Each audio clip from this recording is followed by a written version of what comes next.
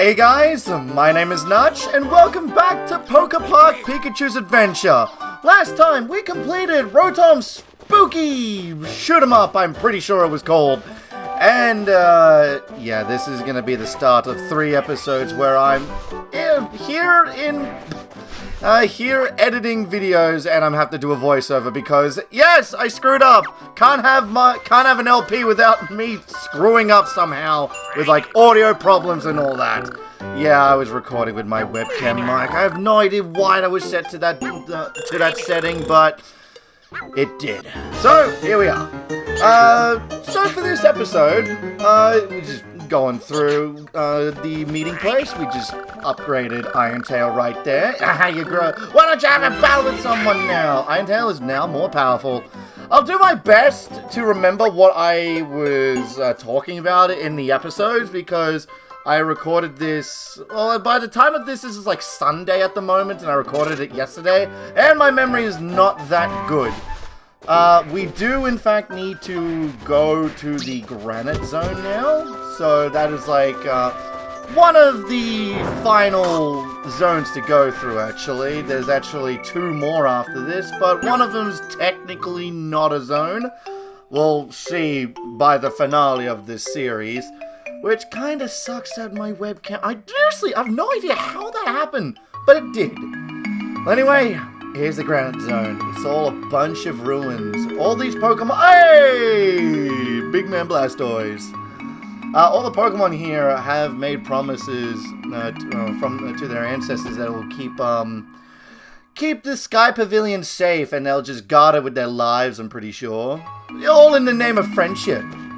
Anyway, here we go. The Granite Zone, honor the promise, or turn back now. Or just play in the middle of this area, because that's what Eevee and Ferret is doing. I remember calling Ferret Linoon for whatever reason. It looked like it, and I wanted Eevee to stop because I want to make friends with these guys. Now, I already recorded the bonus episodes for, well, actually just bonus episode of this series. Not really too big, it's just got like using the rest of the passcodes that I had. That I got from, like, thanks to Cerebi, that website where I get like most of my Pokemon like information. That or either Bulbapedia. So there is like a whole lot of other stuff that I forgot to mention, and I will do like a little segment in that bonus episode just to let you all know that there are more Pokemon that can be found here. And here, now that we're friends with Eevee, Jolteon's here, the final evolution that we need to get. Well, not really need, it's just nice to make friends with the evolutions. I wonder how differently we see things. Let's find out. Press the button. Press the button, me. Me? I think I was talking about how I called this thing Ferret. And actually, also, and for that part, I really do, I mentioned the fact that I love, like, the Ferret walking meme, where it's like the unused animation like for like X and Y, I'm pretty sure, and it just played with one of the town themes from Black and White, and I think it goes along like do do do do do do do do do do do do do do do dun dun dun. I'm pretty sure it's like, oh man, I can't remember which one. It's like one of the lake towns that you would visit in that game. So, I thought it was pretty cute. Anyway, we're now friends with Ferret. And Ferrets in this game, I don't think we've seen Senret, actually. And here's Lopunny. My younger sister Baneri is playing in the Meadow Zone. Hope she didn't tell her the fact that, I accidentally tackled her many times. Oh, that would have been mad. She's very happy that the fun seems to have returned to that place. I've explored all over the PokéPark. Did you know that the ruins here test your jump skills? Oh, yeah, I definitely know that. And honestly, making friends with Lopunny is way easier than actually maintaining friendship in the mainline games just to get Lopunny. I really, really hate friendship evolutions. It's such a huge, grind. Like, there are some Pokemon that really do benefit from friendship, especially like Pokemon, with like the normal typing, and of course can learn return. The higher the friendship, the more damage it will do. So like stab with that is really good, but like there are like some Pokemon that require friendship and like they're just not good for like mainline teams. And I did use Lopunny in a Diamond playthrough, and it was such a pain in the ass just to get it to evolve. I'm pretty sure out of every single Pokemon that needs friendship, they start at like a set number. Not always at 0, I'm pretty sure. Baneri's case? It's fucking 0! It's stupid! And I had to find a Soothe Bell in Diamond, so I was like, I have to make, like, Soothe Bells make friendship go up quicker. And it was just annoying. And it was kind of worth it, because I did put Return on Lopunny, mixed with, like, Dizzy Punch, and for some reason I taught it Grass Knot. Here's Charizard, one of the Pokemon here, I guess. I thought Charizard would have, like, a bigger role in this game, rather than, yo, just battle it, be friends with it, and then Charizard's all done. Like, even fucking, like, the entire Hoppip line has more of an impact than Charizard. You're a tough one. Call me and I'll help you with attractions as best I can. And that's it. You'll never see me again. You're now my friend. Absol. See, I really do like Absol as a Pokemon, and I kind of headbutt it right there. Well, not really headbutt, just smacked it with tail. This attraction has a long history. We'll continue to guard the ruins. It doesn't matter whether the ground shakes or the sky falls. I have to ask for 40 berries, yes. Attractions are now 40 berries here in the Granite Zone. So, keep an eye on your berry count. Absol's Hurdle Bounce. Run as fast as you can and leap the hurdles. Achieve your goal by beating the clock. Shake the Wii Remote to start running. The more you shake it, the faster you'll go. Press 2 when near a hurdle to jump.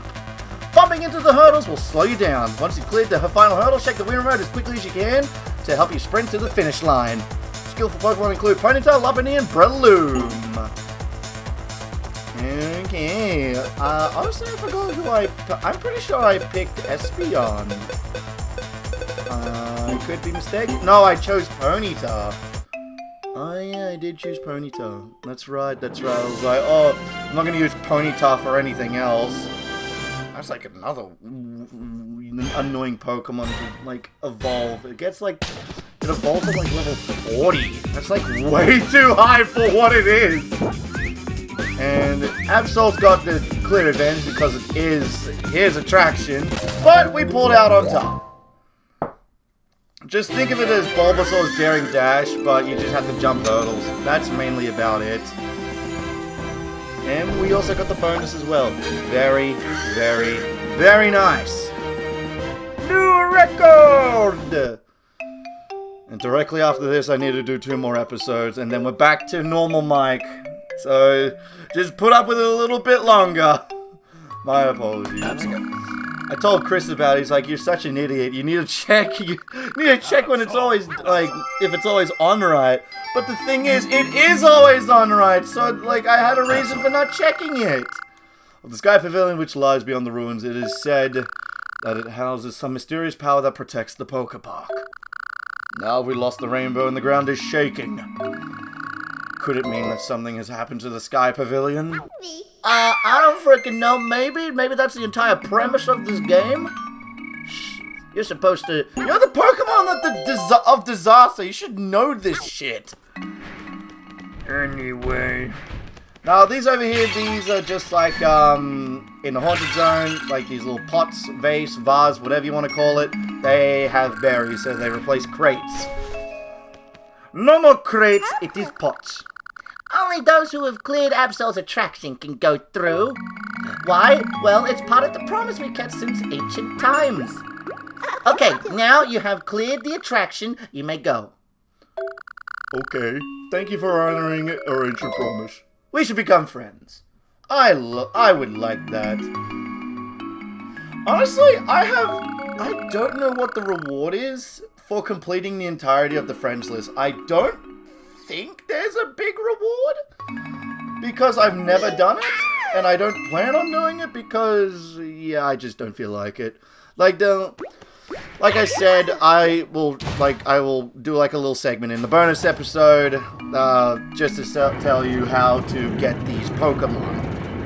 Because there are lots of requirements for certain Pokemon, and it actually is kind of annoying from what I've read.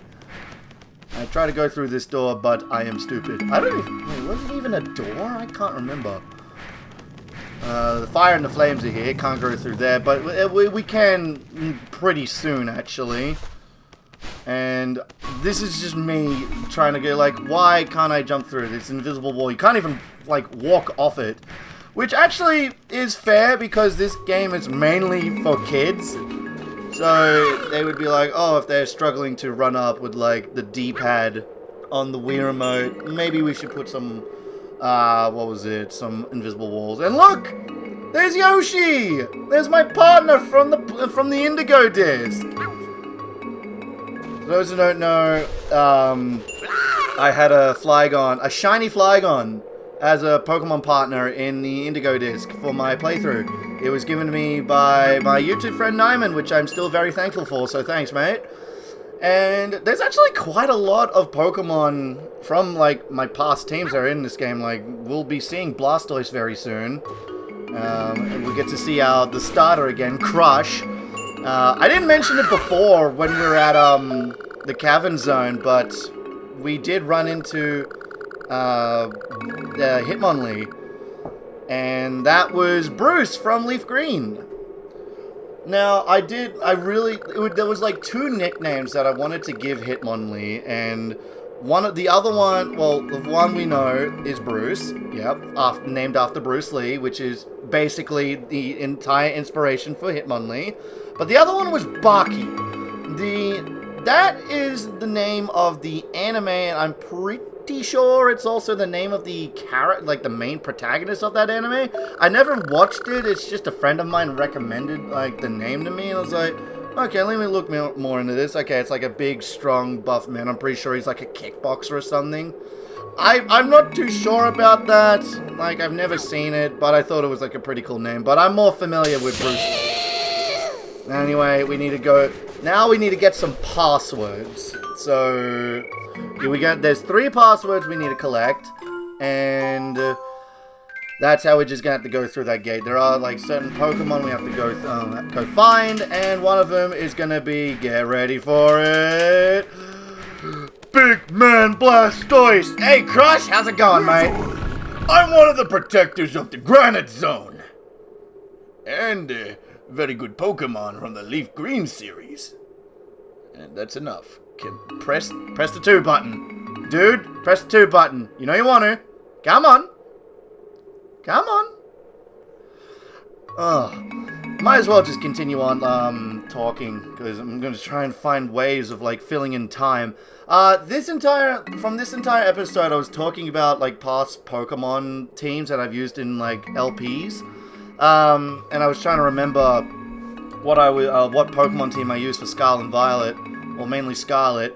It was my partner, my Pokemon starter was Skeledirge, well, Fuecoco and Skeledirge, and then the rest of them was Dashbun, Lokix, Kilowattrel, Revavroom, wait, hang on, Skeledirge, Dashbun, Revavroom, Kilowattrel, oh, and Cyclizar. Now, I do remember the names, which is Crimson the Skeledirge, Obsidian the Lokix, Pan the Dashbun, named after the Dragon Ball GT character Pan, and named after Pan Bread as well, Axel the Cyclizar, or Axel the King of Dragons, as I like to call him, after his outstanding performance in the Elite Four. Chrome the Revavroom, and at the time of this recording, I was like, trying to remember what my Kilowattrel's name was, and I remember it now. It was Storm. I named it Storm. Now, the team did change for the Teal Mask, but only Skeledirge stayed. It was my starter, and I'm going to keep it throughout the entirety of that LP. So the Pokemon, now, if I remember correctly, I know I had a Mightyena at... Ah, no! No, my monitor! No, oh my god, I've been sitting here for so long. Jesus, and my monitor turned off. That would have been bad. I know I had a Mightyena, I know I had a Quagsire, Snorlax I did use in that playthrough. What else did I use? Oh man, I'm trying to remember. Like, hang on, I might as well just, since I'm sitting at my PC now, I can just go look through the team. As long as I can just put it on mute. Okay, let's do this. Mute tab! I can't believe I'm doing this during an episode. Because I wanted to have some like diversity from each gen. So of course Skeletor's was Gen 9, Snorlax was Gen 1, Quagsire was Gen 2, Mightyena was Gen 3. Oh, Yanmega for Gen 4. So Skeletor, Quagsire, Mightyena, Yanmega, Snorlax. Fuck, what was the other one? Ooh, I forgot what the other one was. Maybe it was a Gen 5 rep, I'm pretty sure. Let me just scroll all the way down in my playlist so I can have a look at this. Okay. I'm pretty sure I can look at this. Alright, mute this. Okay, there we go. If I can look at this, if I can try and find the one... No, this is the Indigo disc. Oh, that's right! Worm! Worm, that's right! I didn't have a Gen 5 rep because I wanted to use a new Pokemon that came out for the DLC. And that was a new evolution for Applin, which was Worm. So, there was Jet the Yanmega, there was Trixie the Quagsire, there was Nana the Mightyena, named after, I want to say Ruby's Mightyena. It was a Mightyena in the Pokemon, the Ruby and Sapphire manga, which the main character's Mightyena was named Nana, and Chubbs the Snorlax. Worm did stay for the Indigo disc because it did get another evolution, being Hydrapple. Now, if I can go all the way to... which episode? You know what, I'll just do this one. Maybe it's that one. I can see what my team was for the Indigo disc. Because I had the shiny... I know I had the shiny Flygon, which I named Yoshi. Hydrapple stayed, being Wormed. Worm the Hydrapple, Crimson the Skeledirge. Where can I have a look at this? Maybe I just chose the wrong episode to go through. Whoopsies. Ah, here we go. I can... No, that's the... Yeah, no! Jeez, this is actually kind of sucky, not gonna lie. Oh, here we go. Now I can look at the team. Oh, that's right! Squilliam! Squilliam, that's right, I remember it now! It was, Squilliam the Malamar. Man, oh my god, that Malamar was actually so good. And there we go. Aquarius the Lantern, Yoshi the Shiny Flygon, Hornelius the Rampardos. I think that the reason why I chose, Rampardos is because originally I wanted to use Bastiodon, but I was playing a different version, and Bastiodon is a Violet exclusive, I'm pretty sure, and I was playing Scarlet, so I got the other Gen 4 fossil. Anyway, here's Porygon Z, I guess, or Z, depending on how you want to say it. Damn. Oh my gosh, this is a blast to go through those teams again. And then, of course, my Leaf Green team, Crush the Blastoise, Doduolingo the Dodrio, Bruce the Hitmonlee, Scramble the Executor, and... fuck, wait, who else was there? Oh no, oh, Queenie the Nidoqueen, I can't forget about Queenie, and Eric the Magneton. Damn, that was a whole lot. I really wanted to use Nidoking, but Nidoqueen actually did prove herself, and I'm quite proud of her. And I forgot to mention, we technically did see Eric in the Cavern Zone. Just think of it as, Eric evolved and, became a Magnezone when we made made our way over the Sinnoh or some shit like that. Because Magnet Zone wasn't in games prior to Gen 4. It was a Gen 4 Pokemon. Like, a lot of Pokemon got much needed evolutions. Or they were just... They were good, but there were better options. There was like Dusclops needed an evolution. It got Dusknoir. Magmar, Electabuzz, they got Magmortar and Electivire respectively. Mamoswine, that was a good Poke. That was a good one. Porygon Z is such a good Pokemon. It's a good special attacker. Frostlass is a really good Pokemon, especially in like Hail, where it takes advantage of Snowcloak. Mixing that with Double Team, that thing is so fucking annoying. Thanks, Candice, for all the nightmares. Oh, you know what? Yeah. Like I said before in the earlier episodes of this series, I have planned out my entire teams for possibly almost every single mainline game that I'm gonna probably cover at some point. It's just I need to practice again. There is gonna be some Pokemon that I've never used before, and I'm actually quite excited for when we get there. But it will be a treat. It will definitely be a treat. And I'm just kind of sitting here for like 25 minutes, and I'm already been like running dry on things to talk about, to be honest. Damn it, I really need to get better at checking things. Anyway, we have a battle with Electivire. So, can't use Thunderbolt because they are immune. In this game, they are immune to electric type attacks. Just like mainline games, there are like some Pokemon with abilities that are immune to electric attacks, like with Lightning Rod or like Motor Drive. But in this game, it's just completely immune. You like lightning, you are super sharp, you must leave this place. I must retrain and return stronger. I don't know why I'm giving Electivire a voice like that. Well, anyway, we're now Electivire's friend. And for some reason, Marowak is here. When all the zones unite, you'll have an enormous range of choices for your battling. I want to battle again, please. I'm not cut out to be a berry guard or whatever you were doing in the Cavern Zone. Now, this room later on is going to be very, very helpful for you regarding Pokemon with passcodes and all that. Because, again, I'm going to say what it is. Just one of the Pokemon that you can get with the passcode is going to be in this room. But you need to beat the main game to access it. So just keep that in mind. Just wait until the series is over for that bonus episode to come out.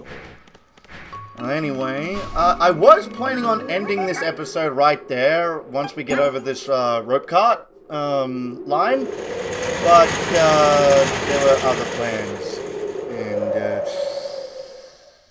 I kept dying. We got Togekiss here. Tee-hee! Nice to... okay, I'm gonna do a tee-hee. Or is it just for your own? I'll tell you what. Succeed in my obstacle course and I'll tell you my secret word. Will you try out my obstacle hoop? Why is it... Oh! I said hoop! Have I been saying hoop? Obstacle hop! Shit! Damn, now I'm thinking about it. Have I actually been saying obstacle hoop? I think I have. I don't know. I've been trying to make the bit like, oh, this Togekiss is holding me captive. I need help. Blah blah blah. But now it won't work properly because fucking audio problems. And this is by far one of the dangerous obstacle courses I've seen in this game.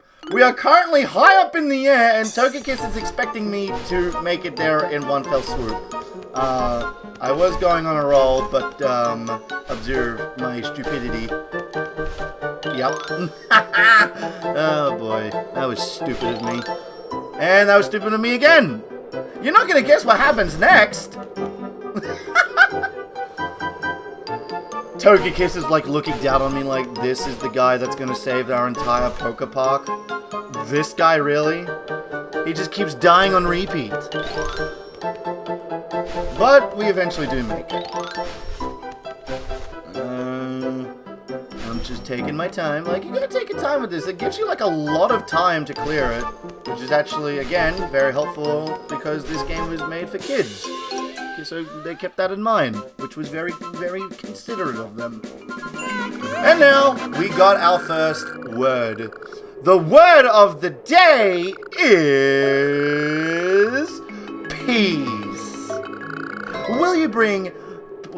be my peace-loving friend. Wait a minute. Oh! We got 2 words, that's right! Crush gave us a word. And the last word is with Snorlax in the Cavern Zone. Yep, the one we've been disturbing his sleep not once but twice. He's the one that's keeping the final word to himself.